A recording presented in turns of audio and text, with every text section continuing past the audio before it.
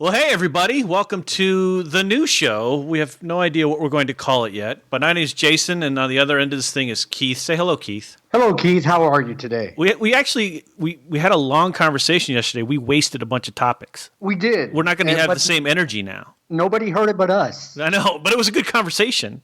It was a great conversation. We are like are many. we going to rehash that? We should. Well, we're definitely going to rehash the Tiger King part. Okay, fair enough. But so we should probably explain what we're doing. So in an effort to keep us from going crazy, we are recording for, I don't know, however long we want to record each day or however long we want to do this. And just talking about things as we're cooped up like many of the millions of Americans are, and millions of people, I guess, across the world as we fight Godzilla. No, it's not Godzilla. It's not Godzilla at all. It's El Coronavirus. It is pretty. You have to take it seriously. Right. And you do, and so we're all social distancing and staying home, some more than others, and we are trying to find ways to keep our interests and take our time. So Keith and I were throwing out the idea at work one day that maybe we should do a podcast, and because we always have these great conversations about stuff. Usually it's like sports, though, or a few other things. I've never done a podcast, so I'm really interested to see how this goes. But you have broadcasting, so you know what you can talk. That's great. So you have so it's not like you'll just go, and I'll go, blah, blah, blah, blah, and you'll go, yeah.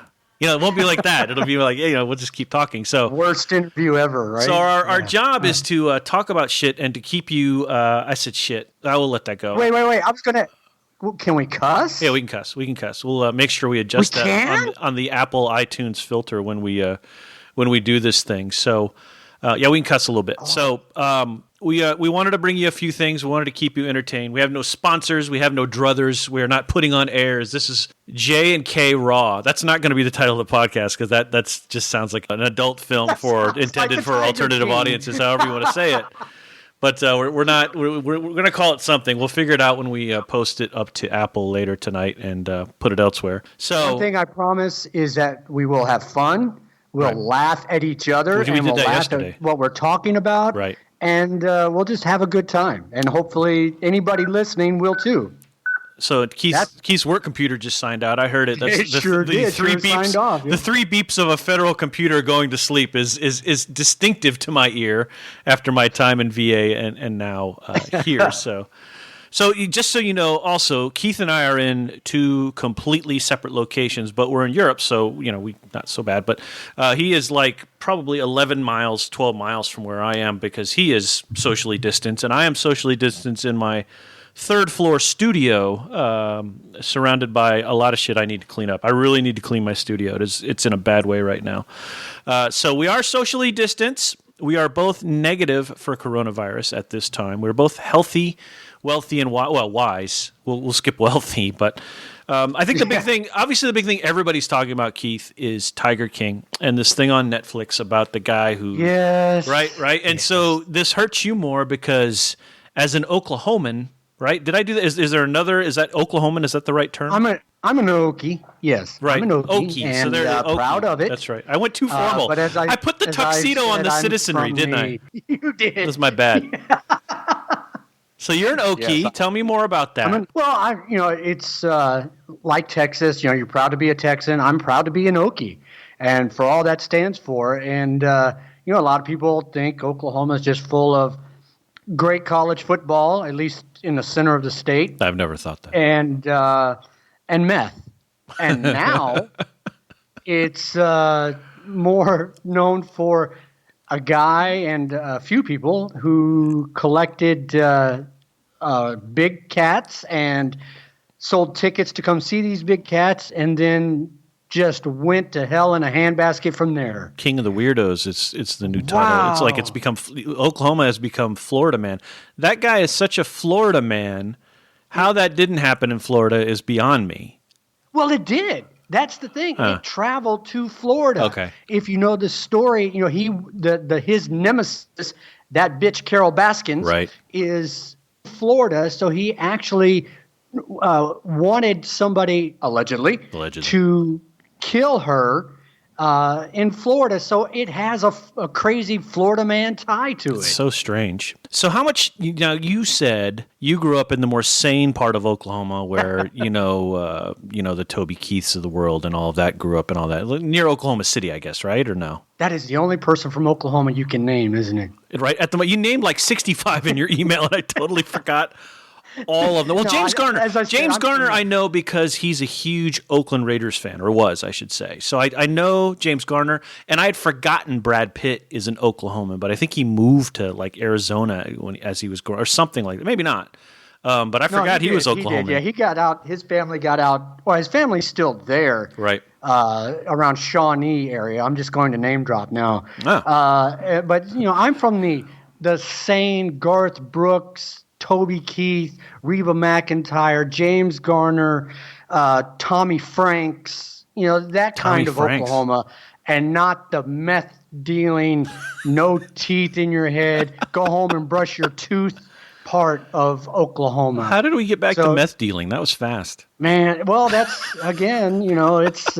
I honestly believe, without going on my computer here, that Oklahoma may be certainly in the top 5 Right. of meth dealing states in the country. So there we are. I know that comedian Kathleen Madigan has often said Missouri is definitely in the top 3. And by all statistics, supposedly Kansas, of all places, was leading that meth making, dealing sorts of. But anyway, so these guys though were out in the boonies, right? They're Tiger Farm. So full disclosure, I've seen about 25 minutes of one episode. I'm sort of holding off because I'm really enjoying the reaction from social media and everybody else. Just that. Everybody's going, holy shit, these people are crazy, that kind of thing. But it's that kind of crazy that only comes along every once in a while. And as a writer, it's one of those things that just, it totally vilifies, or it totally, what's the word I'm looking for? It totally brings to light that statement that truth is stranger than fiction. And I mean, it's just, it's a total weirdo show. And I don't know. How much of it have you seen? I've seen the whole thing. All right. And it starts off going, oh, well, this is, I've heard of him, and we'll get into this in a little bit, but the dude not only ran for governor, but ran for president. Mm-hmm. And, so you go there and you go, okay, it starts off, the producers weren't even looking to do a story on him. Right. They were actually following snake sales. Oh, really? As opposed to big cat sales. Yeah, that's the first thing you see is they're in this place that sells venomous snakes and large snakes. Why did it have to and be they go snakes? out, they're almost done, and this guy goes, hey, let me show you this. And he's got a lynx in a cage in a hot van. So that started down that, better or worse, rabbit trail. The crazy roller coaster starts going up the hill. Right. And then it ends up in Wynnewood, Oklahoma, a town of less than 2,300 people, Wow. which I want everybody listening, every 2 people that are going to listen to this when I share it. 6. We always say 6. Six will listen. 6. Okay. At least 6. That, know that it's only a town of less than 2,300 people. Don't say that's But it's got like a post office and a zip code, right? And a government? I mean, it's got like a town council? Yeah, and probably a Casey's General Store. Right. Yeah. Is that the big store in Oklahoma, Casey's? Yeah, well, Casey's, Love's. Do you have like a Wawa? What's the big convenience store? What was the big what? Convenience store of Oklahoma. Well, there's Love's. Okay. There's On Cue. Because like in Georgia, it was Quick Stop. That was my favorite. Or not Quick Stop. What was it? It began with a Q. I said Quick Stop from friggin' the Kevin Smith movie, but it begins with a Q. I forget what it is, but it was by my sister-in-law's house. That was my favorite. But I wasn't sure if Oklahoma had like a famous store that wasn't like an oil drilling area. Well, yeah, if you see the yellow Love's sign, okay. You're well in Oklahoma. All right. Yeah, that's fair. So this place is really small, and I guess they discover that they have these cats there, and is that where like the zoo was, the circus was? Because it seems like if you're going to go crazy and charge people to look at tigers, you'd want to be in a more populated place? Well, you would think, but he's from this town, and that's just where he homesteaded, I guess. Yeah. to use another Oklahoma term. Good one. And but he just started buying these cats, Right. and started breeding them and built cages and pens and things like that. Now you mentioned Hugo. Hugo, Oklahoma is way down south, south central, and Hugo is known to be the winter homes of several of these not Barnum and Bailey circuses. Mm-hmm. So, you may be down in one of these places around Hugo and hear elephants and hear tigers and lions and see some people that you go, I wonder if they're in circuses, but not necessarily near Wynnewood. I have actually been to Wynnewood once back in the early 90s when I worked in radio and I was calling football, play-by-play football for high school football. The team I was covering, the Hollis Tigers, Right. Played in Wynnewood, so I was in Wynnewood. I didn't see anything because I was there after dark. Right. And was at the football stadium and then got the hell out. But so that's about it. So you're saying Hugo is kind of the nerve center for carnies? Is that that's what it sounds like? I can't confirm nor deny that. So and not to go off on another tangent, but as I recall from my American history, isn't Oklahoma like where they said, okay, basically they stood on the border of, I'm trying to think what's right next to Missouri, yeah, Arkansas, okay, so on the Kansas. border of Missouri, sort of facing west, right? And they said, okay, basically take your stagecoach and go, and the first 40 acres you find are yours, something like that, right? Isn't that the whole idea of homesteading in the first place, or what?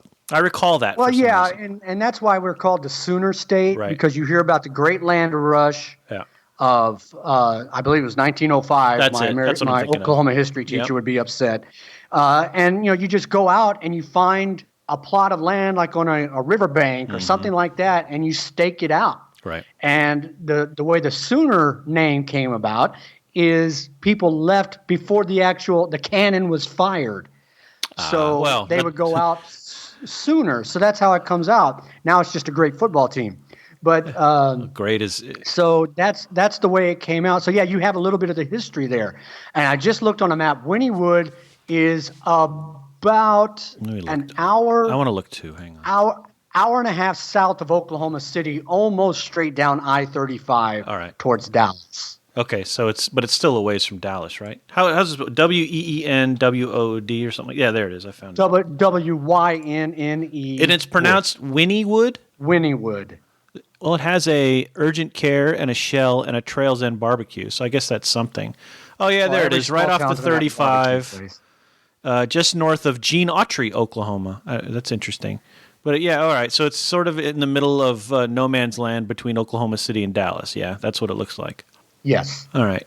So anyway, I thought it was like a lot. I thought it was like stuck up like in the Panhandle or something. But it's kind of near civilization. I mean, if you're bored in Oklahoma City one day, like my friends Jennifer and Rob might have been one day, they probably might have taken a drive to Wynnewood and seen these cats, right? So you were saying that they came in to do a story about snakes and they discovered this lynx. Of course, since I haven't seen the documentary, I have to ask. And then what happened? Well, they found out, where did you get the lynx? And that led to a bunch of breeders, sellers, and they ended up in Wynnewood, Oklahoma. All right. Fun fact: as not 2 minutes, not 3 minutes into the first episode, if you watch that, you saw as they go by on the highway, there's a sign in the shape of Oklahoma, and it has a paladin on the sign, and it shows the plant for BAE, who makes the Paladin, which is the M109 Paladin, which is a mobile artillery piece. So they were literally right at Elgin, Oklahoma, which is 6 miles from Fort Sill, which is where I spent the last 14 years. So, of course, I'm looking – this is going to make Oklahoma look bad. What the hell? Oh, of course they show, right there, the Elgin plant, which brings – all kinds of economy into Southwest Oklahoma. Huge. I mean, it's got to be like 1,000 jobs, right? It's close to that, yeah. And then and oh, by the way, it's almost 100 miles away, 70 miles away from Wynnewood. Right. But, of course, that sign with the paladin on it makes it look cool. Yeah. So, of course, that's why the producers used it. All right. So, the thing that seems to be popping up in everybody's conversations are like the tangent things. Like the wife fed her ex-husband to a tiger, probably, right? Wherever she is. And then, just the amount of sort of what I watched in 25 minutes, I was just like, this is like Breaking Bad. These characters seriously cannot exist in a book because nobody would believe that you wrote them this way. It's like, nah, these are too implausible. But like I saw the one with the guy, and he's like, he rushes in the office and said, I'm done doing business with you because he spent like $85,000 on campaign material. And I think the thing that surprised us the most, or that surprised me in watching the show, wasn't necessarily that he was he had a same-sex marriage that was surprising Twice. Twice given Oklahoma, but people are people. I dig that. Whatever. It wasn't that some of these people that he was associating with were definitely sketchy. It was, and this is it, and I need you to give me a hug on this one, Keith. It's that he ran for fucking governor and he got 20% of the vote. No, he didn't. He got 19% of it. Well, I rounded up, but okay. it's you're baffling right. to And me. I was there for that. You were okay. And holy shit. Yeah, I mean, I really don't know what to say about that. Yeah. He got 19% of the That's vote. like if you had 100 people in the room, 20 of them said, I want that batshit crazy motherfucker right over there. That's what I want. Yes. So the other piece that I saw was apparently this other guy who had been his partner in the business. He had been in prison for committing some sort of felony, got out, and Joe, right? That's the guy's named Joe. He had spent like $85,000 of the other guy's money on campaign stuff, and the other guy didn't like that at all. Didn't like that at all. He said in the documentary, right, that I would kill him if I saw him. I mean, there was no question. It was hands down. He was going to kill him dead. Yes, but not only that, Joe was the guy that came in Mr. Moneybags, right?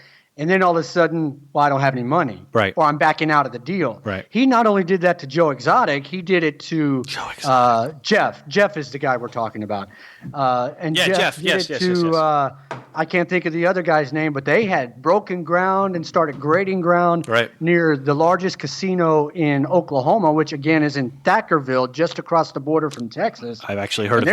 They were going to move the park.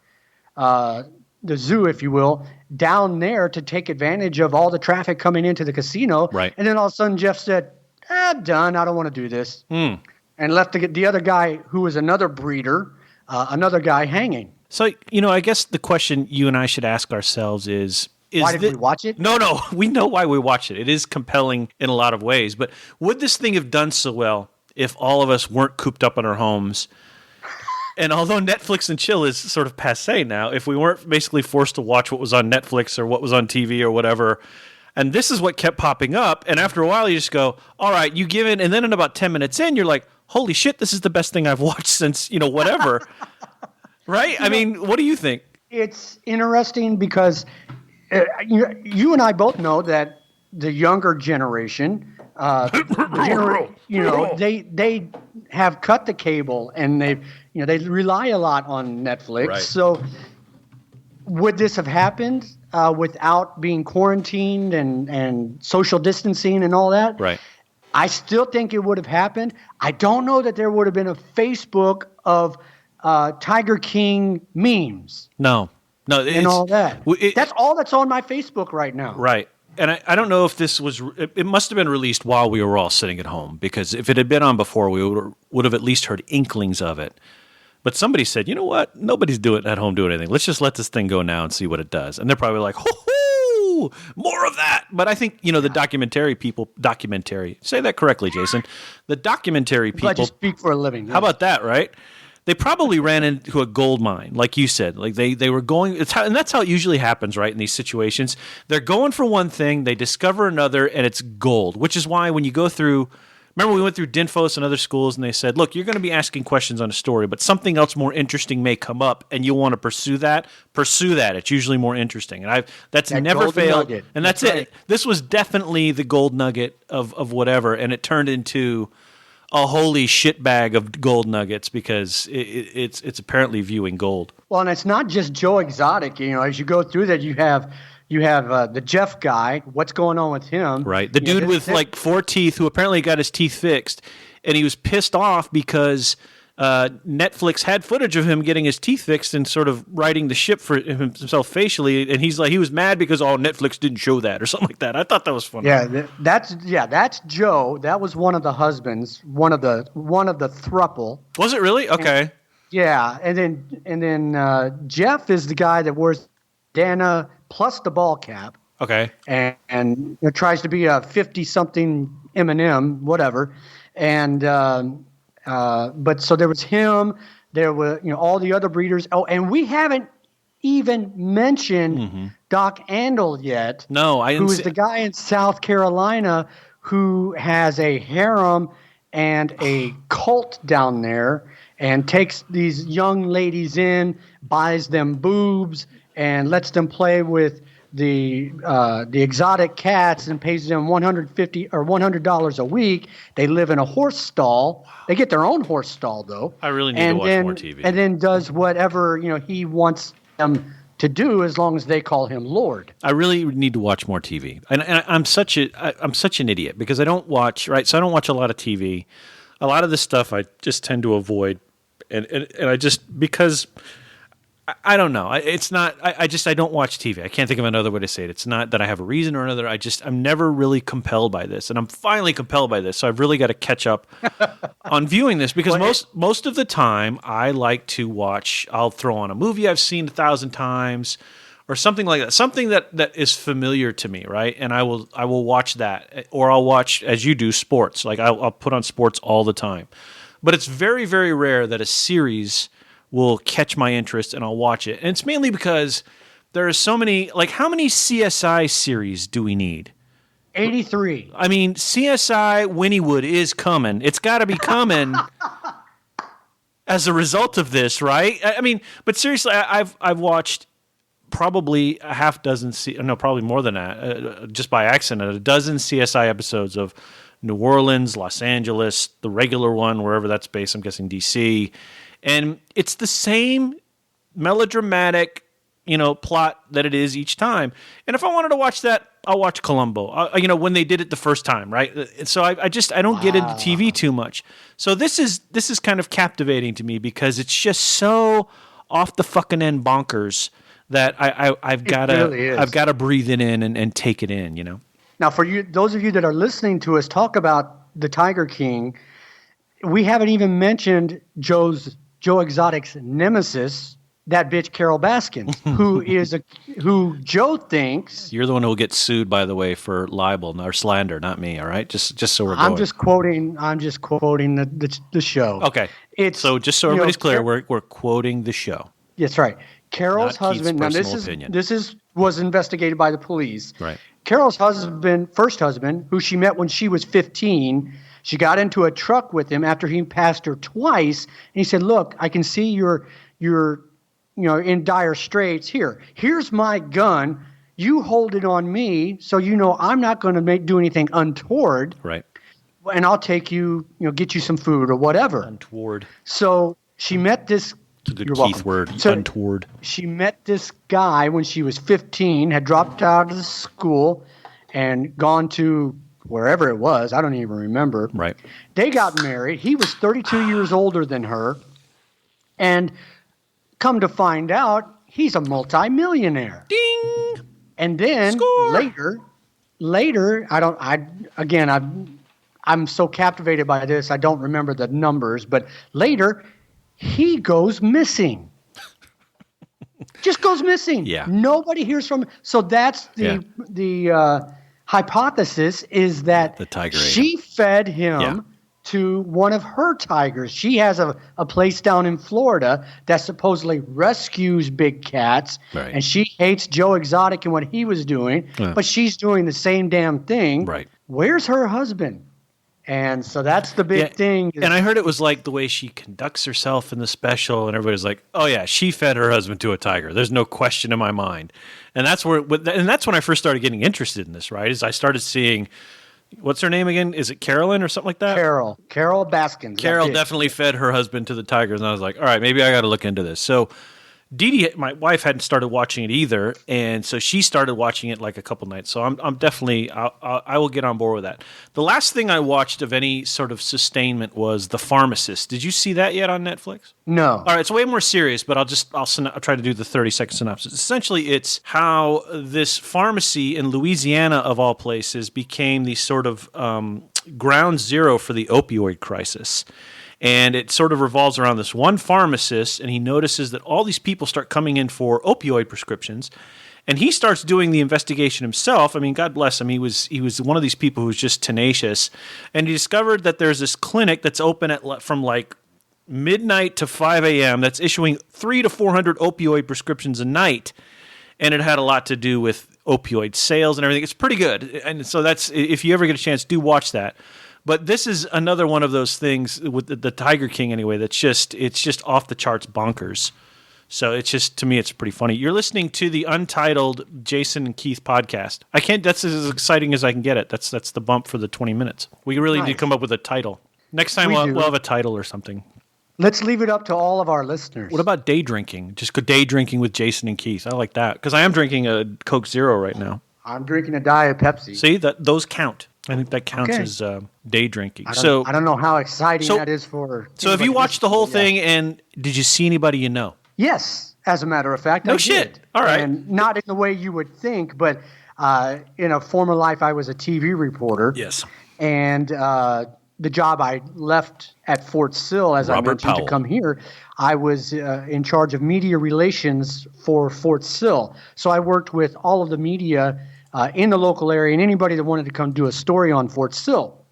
So, yes, I saw 5 people I knew from local media, either in Oklahoma City or there in Lawton, which is, like I said, about 70 miles away from the zoo there that Joe Exotic ran. So yeah, they're friends. And, of course, I'm telling they need an IMDb page now and all that. But I'll tell you what, it's especially when it started getting really crazy, when he was indicted for murder, when he started when he ran for governor. He's not shy of cameras. 20, that's for sure. 20% of the vote. And Trevor Noah was saying that he thinks, which is funny. I literally just heard this like an hour and a half ago. My wife had put it on her lunchtime. He thinks the guy is a perfect presidential candidate, just based on all of the emotional and the bias and sort of everything that's going on in the world. It's not unthinkable that if that guy ran for president, he wouldn't get 20 to 21% of the vote, which would make Bernie Sanders pissed off because he just can't seem to do anything. But it's nuts to think that, and just I don't know. It's just crazy. It's crazy to me. Crazy, I say. Crazy. Except for the conviction of a felony. Yeah, that would be the whole felony thing. Yeah, I forgot about that. That would be interesting. Yeah. Wow. How long is he serving for? I forgot. Like 20 years. 22 years. 22. Yeah. He got indicted on trying to hire a hitman, which is sketchy. Even the documentary says that was kind of sketchy because the guy who he allegedly paid, it was $3,000.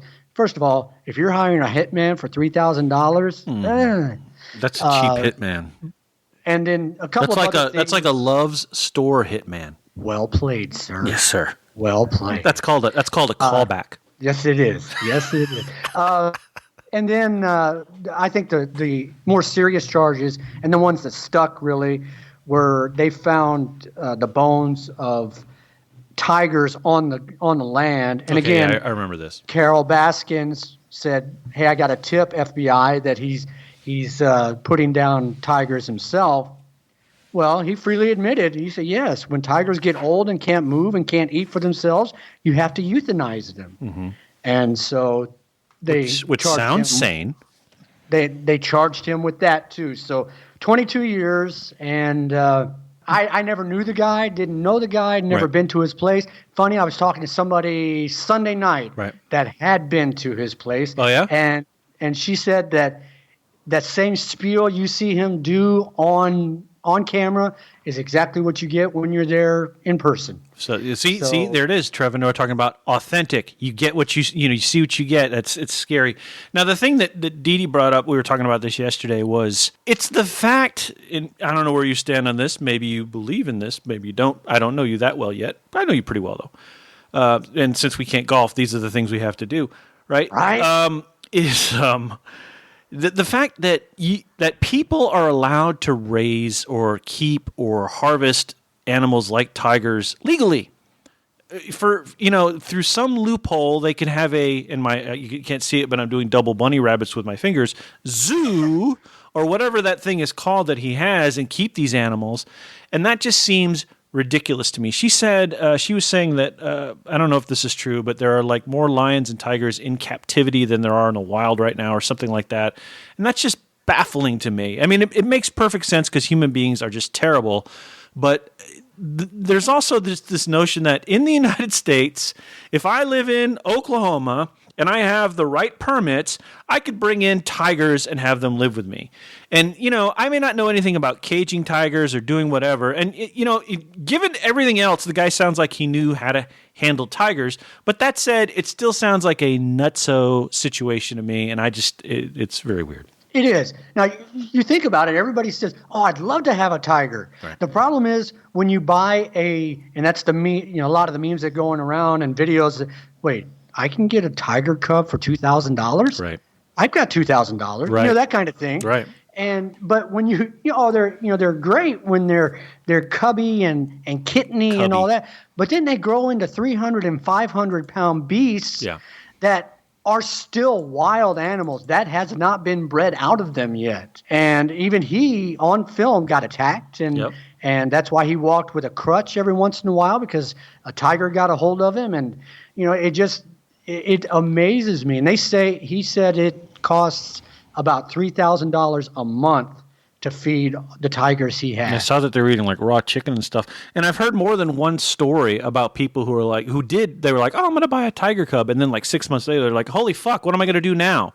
And, they've got an actual tiger on their hands. They're going, I didn't think this was going to happen. Like some people believe that they buy a puppy and it's just going to stay a puppy forever. And then it becomes like an annoying fucking mongrel animal that they didn't want in the first place. And they end up euthanizing it or taking it to a pound. It's like, how do you not know these things? How are you so naive not to know this, right? And it's stupid. And that's part of it.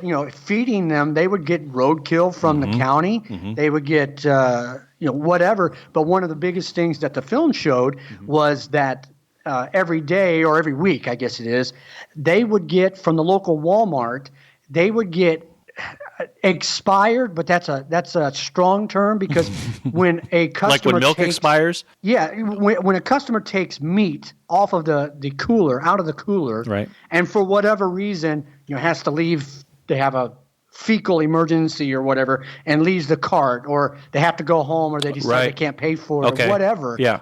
Once it leaves the cooler, Walmart can't put it back in the cooler. Interesting, I didn't know that.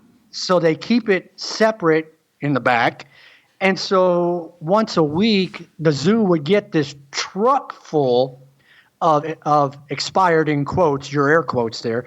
I did it again just for you. Expired meat, and feed the tigers, because otherwise they wouldn't have been able to feed the tigers. So now, watching the film, you noticed that none of those tigers were skin and bones. You couldn't see any of their ribs. Right. They all looked, at least from my novice point of view, pretty healthy. And the other thing is, he didn't have just lions and tigers there. He had chimps and he had alligators. By the way, there's a part in an episode where the alligator barn, if you will, caught fire. It also housed the production studio for the guy that was filming a reality show, which is another whole separate issue of this whole thing. So now did Joe Exotic set the fire because he said some things about Carol Baskins, or did somebody else set the fire? This is like Winnie Wood Kardashians, isn't it? Well, hang on. Okay, it gets better. The alligators that were in the barn that died used to be owned, wait for it, hang on, by Michael Jackson. Holy shit, no way. Way. I love it. It gets better and better. Now, see, I'm in. I don't know when I'll find the time, but I'm going to watch it. I mean, I have tons of time, obviously, but by the way, no new email, just so you feel better about that. Okay, thanks. Yeah, no problem. Yeah, my computer shut down. There's no new email. There's nothing that's come in, so it's been another quiet day, thankfully. Yeah, so now we got a Michael Jackson connection. Good enough for me. I'm totally in. Well, you're an LA guy, so there you go. I am an LA guy. And so the other thing that's been interesting about LA is seeing pictures of empty streets and seeing pictures of like highways with very few cars on them. And, we travel on the A6, or I do pretty every day to come to work, which is the east to west highway here in Germany that connects my job to my home. And it runs all through the country. And it's usually a mess. Not a mess. It's usually much slower to drive. So normally, if I leave at say 7:30, I will make it at about 5 till. If I'm fortunate, if the area right near our exit isn't full of semi trucks and a couple of other places, because it's the route is normally crammed with truckers and, of course, every other American trying to get to their job on a military post and so on and so forth. And that damn speed trap. And that friggin' speed trap, which got me the other day. I'm not even going to talk about it. And I was doing 132 maybe, and it popped me in a 130 zone. But we won't even get into that. So it's been very strange to drive on that road, especially at night, because like when I did the town halls, this is a little insider baseball for you all, sorry, but I'll make sure he has a reference for this. When I did the town halls last week and I was coming home, there was nobody on my side of the road. And that was weird because there's always somebody either going back to France or going to Hamburg, which is just west of my house, or somewhere. There's always traffic. There was nothing on my side of the road. Now, going the other way, there was some semi-trucks and things like that. But my side, nothing. So it's very weird to me to see, and I'm a San Diegan really, but I mean, I've been to San Diego, LA is what I really call my sort of home. But seeing the LA roads as open as they are, just seeing the sort of the ghost towns that places have become, just in general, is pretty weird. And then some of the things that have popped up, like a lot of the problems that are happening now with my friends, or a few of my friends now, are travel problems. Like Airbnb won't refund reservation type problems, right. And so those are starting to happen more. But maybe we could give folks an overview of kind of what life's like for us here. So right now, just so like many of you, Keith and I are fortunate, Keith was fortunate till today, but we will get into that. But we've both been fortunate to be able to have been able to go to work at least every other day. And then we stay home every other day, and we have the ability to get email and do some teleworking. Keith actually has more ability than I do because he can VPN in, and he can do all his work. I know I'm not talking Greek to a lot of you because you understand telework. But there are many, many people who cannot telework. They cannot even do anything, so they're just sitting at home. So I know that like on the weekends, Keith, and I don't know what you do to kind of stay sane, but like our routine is kind of at least on Saturdays, we get up, we eat some food, we kind of hang out. We do a few things. We'll probably go on a walk. We come back. And then like our oases have been commissary and BX. It's just one of those things where it's like, okay, we need to get out of the house. We need to not be in our house 24 hours a day, right? So we go to the BX and we find something that's necessary to buy, and in the course of that, we'll walk around and see if there's anything else necessary we need to buy, mostly just to relieve stress, right?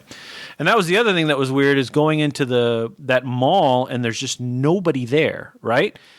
And then the other piece of that is, what am I thinking of? Damn. Oh, the commissary. Well, the commissary has not been crowded at all. There's been plenty of food. There have been hits and misses on shortages. I don't know if what's your favorite thing? Diet Pepsi for one, which is the devil's liquor. But is there any particular snack foods that they haven't had, or what do you think? Zebra cakes. Zebra cakes. That's right. For a diabetic, I love zebra cakes. Right. But they've had them, right? They haven't run out. Occasionally they run out, but overall, I've been able to get what I need.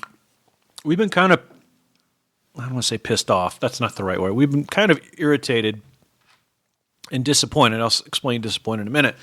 But we were kind of irritated because they have pomegranate seeds, and they had them in the big commissary. You walk in, you go to the cooler, boom, they were right there. And pretty consistently, they've had them. And then all of a sudden, like right before this whole thing started, they just sort of stopped being there. So this happened consistently like 2 or 3 times. And one time we went twice in a week and they still weren't there. So I don't remember the guy's name, the manager, the very nice manager who's on the radio on Mondays, right? And I said, hey, look, this is a minor thing, but my wife really loves these things. What day do I need to come in to get them so that I can make sure that I can get 2 or 3 so she can kind of have them for the week? He says, no, don't do that. He says, what I'm going to do is I'm going to up the order and I'm going to make sure they come in. He says, I think they come in on Mondays and Wednesdays. If you want to come in on those days, check. I said, great. Thank you so much. He was very attentive, right? So I go home. I tell my wife, I say, honey, I have solved the world's pomegranate seeds problem. We're going to be able to go to the commissary. You're going to be able to get what you want. She's like, cool. So needless to say, I go Monday, no pomegranate seeds. I go Wednesday, no pomegranate seeds. So I figure, okay, Friday, excuse me, I'm kind of burping, sorry. It's this Diet Coke. It's really going to my head. So it's. I thought I heard a cork pop, actually, but okay. no cork yet. So I go Friday, and there's none. And I'm just kind of like, okay, I don't want to talk to the guy again, but, it's just one of those little irritants that's like, okay, I wish it happened, but it's not that big a deal. But then the other things, you just sort of walk around. Like I saw macaroni and cheese. There was a huge run on macaroni and cheese. And I think there still is a big run on macaroni and cheese. I don't know why that is. What else? I'm trying to think. There were like 4 or 5 things. Oh, strawberry Pop-Tarts. So Keith knows. Keith knows that I usually bring. Well, actually, I don't. I usually eat it in the car, so I shouldn't say it. Keith knows that I have a strawberry Pop-Tart on the way to work. I usually don't toast it. I just eat it, right? Which is gross for some people, but I love it.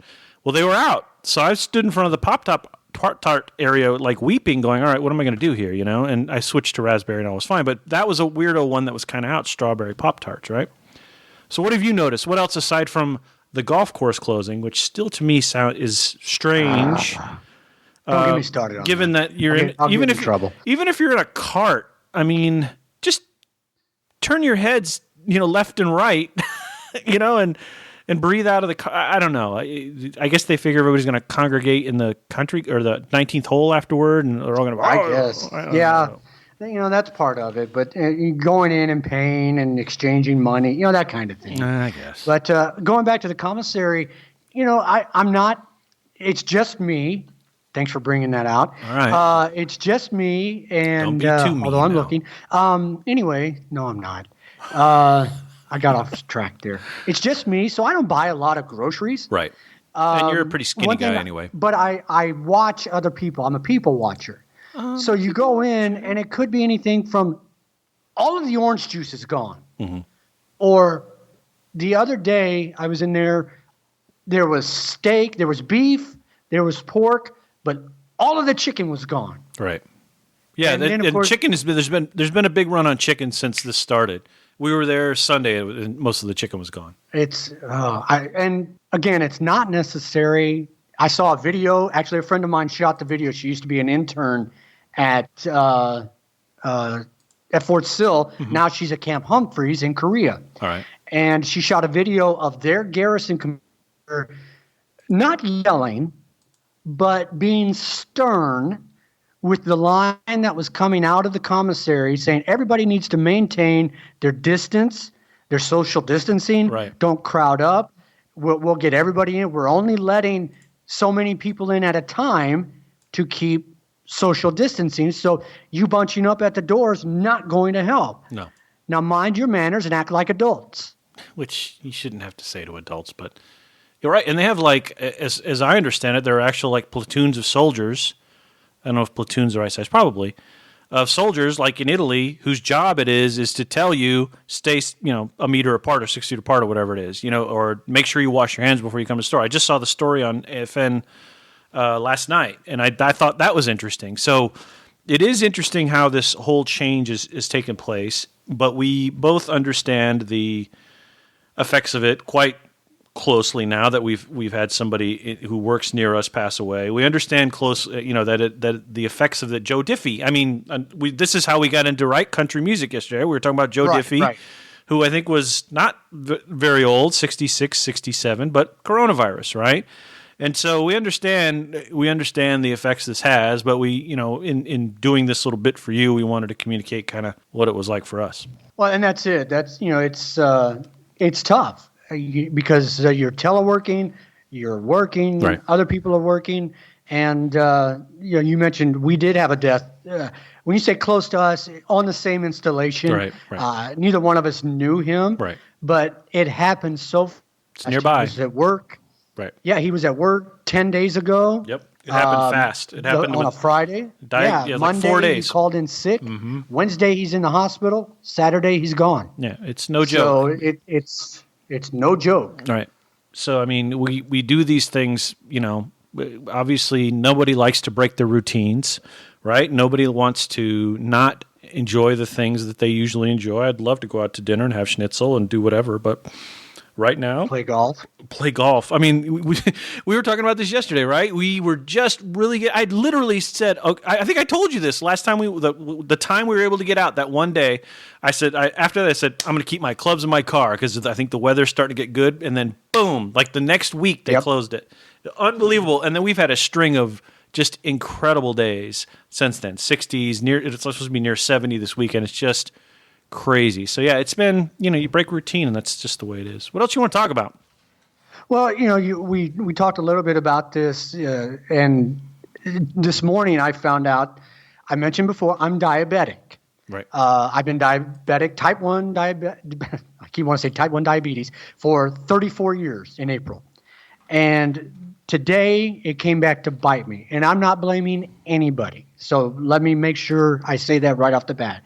It's the smart choice for me to stay home because, quite frankly, I am in that higher percentage of people who may get it because I'm compromised due to diabetes. Right. So the boss contacted me and said, based on what the commander's saying, he wants anybody who can be compromised to stay home and telework. Yeah. That's for that person. So in my case, it's to protect me. And I appreciate that. I can appreciate that. I accept that threat, if you will, that I could get sick. Right. But it also protects people like Jason and my other coworkers who, if I do get sick, and I may, as we've seen through this whole 2-month period, if I get sick, I may not know it right away.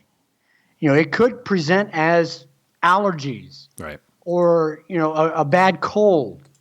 Now I've infected my coworkers, whom I really like, and he really likes us. By the way, he wouldn't really like to infect us. That's just to be clear.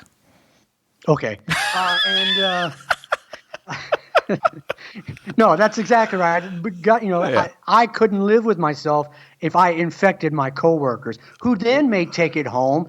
And like you have a daughter, the boss has young children, right? And there's a spouse, and it was somebody else. So God forbid that something I did infected them. So while I'm incredibly pissed off that I'm in this situation, You're pissed off. You're passionate. Go into work. You're passionate about the situation, Keith. I am passionate about the situation. Passionate. Yes. You're passionate. You want to do your part. I want to be in working with this incredible team that I work with. Right. I understand that I probably shouldn't be, just because I may go in where I've taken all the precautions, but some other asshole who says it doesn't apply to him sneezes on me, or sneezes on the counter, at the BX or something, or the commissary, inevitably or the the way zebra it goes. cakes, or goes and frolics at a beach, or does something else because they feel it's their right to do, despite this fact that this thing's going to kill maybe 100,000, 200,000 people. Yeah, exactly. I know exactly what you're talking about. Yeah. So that mindset. So me taking it into the office, to me, despite what I may be going through at that time with the disease, if I was to take it in and infect the people that I really care about within the office, devastate me. So while I am passionate that I feel like I can be in working in the office, I get it that I probably shouldn't be when I'm susceptible with diabetes. So there you have it. we were talking yesterday about Joe Diffie dying from coronavirus, and that led us into a discussion of, okay, so there are a ton of Oklahomans who are country stars, and Keith and I named a few at the start, and we were just trying to name. So we like Garth Brooks, Toby Keith, and then we got through the Oklahoma roll call, and then it was, okay, who were the sort of 90s country stars, right? And so I had named the ones that I remember the most were Clint Black, and now these aren't from Oklahoma, but we were just at this point we were just sort of killing time, dropping names. Yeah, dropping names. So the ones that I remember. And I should caveat this by saying this all sort of okay, now I remember. It was because you and I are the only ones on our freaking hall right now, right? So, and our boss is working opposite days of us, and so Keith, I like to listen to my music. Keith likes to listen to his music. So I didn't have mine on. I'm sort of listening to Keith as it's going on, but I couldn't recognize the country star. So I just sort of put two and two together and thought, oh, he must be listening to Joe Diffie. So when he came over to chat, I said, oh, you're listening to Joe Diffie? No, okay, he was from Oklahoma. Boom. So that's how this all sort of got us to this conversation. I'm not a country music fan at all. I mean, not at all. A very little. There's some George Strait songs I like and a few others, but aside from that, just a few that we were talking about this sort of picked up speed in the 90s. So we said Clint Black, right? Dwight Yoakam. Right. Shania Twain. Shania Twain, that was a biggie. Yeah, and her producer husband, Mutt Lang. Leanne Rimes. Oh, she was 80s, though. And we said Randy Travis was 80s, right? Right. Right. I mean, I've got a list in front of me, but I'm trying not to look at it as we Trace talked about Adkins, yesterday. I think we said. It's well, go ahead. God, just mention the list. Go ahead. Because I'm going to be fumbling. I'll skip around. John Michael Montgomery. Yeah, I remember him. Yeah, I love the way you love Vince me. Gill. Vince Gill was the another Vince one. Gill. Right. Vince Gill. Right. Well, we both, and this goes back to before the 90s, but right. And she's still just won Album of the Year, Tanya Tucker. That's so weird. Like she does that like every decade. Like she'll go clandestine for like 8 years, and then at the end of the decade she'll pop up and it's like boom, country music artist of the year again, and then poof, go undercover again. And then the 90s, right. Boom, country music artist of the year, album of the year, boom, and go undercover again. It's like how old is she? She's been around. My mother was listening to Tanya Tucker, as I recall. I remember her coming in like the 68 or 69 or 70 that time of year. So Kenny Chesney started off in the 90s. You know, like you said, you brought this up, that whole late 80s, early 90s Kenny Chesney group. I thought he was much later than that. I thought he was like 2000s. Yeah, Chesney started, Patty Loveless, Kathy Mattea, Mark Chestnut, Tracy Bird. Oh, Lord. Billy Ray Cyrus. Billy Ray Cyrus. That's the one. Billy Ray Cyrus and his hit. I'll give him two because there's a song called "Some Gave All." Oh yeah, that was real popular. Really good. Alan Jackson. Really Alan Jackson was the other one that I kind of. Alan Jackson. Yep. Trace Adkins. I think I said. Trace. Sawyer Brown was a band. Trisha Yearwood. Because we kind of rattled through the men's names pretty quickly, and I felt bad. I'm like, well, there are other women aside from Shania Twain, so it was Trisha Yearwood, Faith Hill. We got her pretty quick. And then she went on to, of course, Monday Night Football fame, right? Absolutely. Terry Clark. Terry Clark from Alberta, Canada. Terry Clark. Yes. Let's see, who else? If we're talking women, as I said, Martina McBride. Reba McEntire, as you said, has always been consistent. Reba, yeah. Even in the early 90s, still Tammy Wynette, believe it or not. She was still around. I didn't realize that. I think George Jones was still alive. But that was another thing we got into was I had said that's when country music sort of started to make a shift, and it was a purposeful shift, I think, because pop music was dying. At least, the music companies or the music record companies themselves were dying, and the sort of old guard of pop music and other things was, the money was starting to slip away from it, but it wasn't slipping away from Memphis and Nashville. So to me, it seemed like they just sort of sucked in the best of pop and rock and other things, and that sort of became country music from like 1996 on. I mean, it's not to say there still aren't good country artists, but you just don't hear I shouldn't say that. That just means I'm old. There are bigger differences between the Chris Ledoux's, the Dwight Yoakams, the George Straits, the George Joneses, the Charlie Prides, the Hank Williams Jr.'s of the world. Kenny Rogers than there are, say, of the I can't even name a modern country artist, but Kenny Chesney comes to mind, although I know he's well-liked. But I always thought Kenny Chesney was kind of like Jimmy Buffett in a cowboy hat. Am I wrong? No, you're not wrong. Okay, you're not wrong. And I don't have a problem with that. It's just that's what that is. So that's when I noticed, and I'm not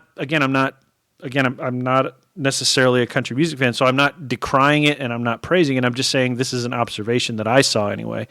But so when we're talking about all these names, that's when we got into the conversation of, okay, what are the generations? And then you were correcting me because I started saying some names. You're like, no, that's more 2000s. And the deal is, I was in radio playing country music in 1992. Oh, so right. for 3 years in Altus, Oklahoma. Leanne Rimes was still big then because I was playing some country. I was playing some of her songs on the AM radio station that I worked at too.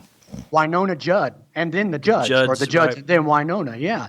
And I'm looking through this list, and I'm looking at people like Lila McCann and Minnie McCready. I can't remember the song, but I can remember what she looks like.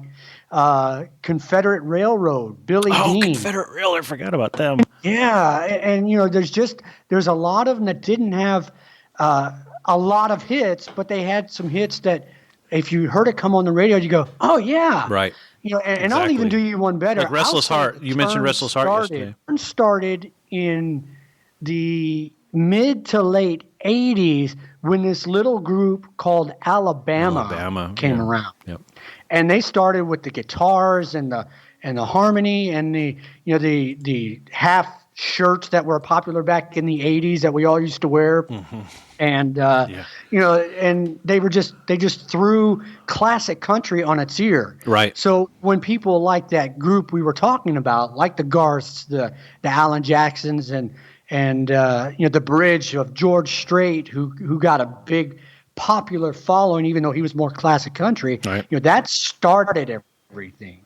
Randy Travis, that's Randy Travis. So it's so we kind of need to wrap up. We've only got a couple minutes left, but so Randy Travis to me is interesting because I felt like that's where there was a country music tipping point, if you will, where when he had his success, he to me was a very big crossover because that's when I started learning a lot about country music, and that's actually when I first bought my first country music cassettes to listen to, which was Hank Williams Jr.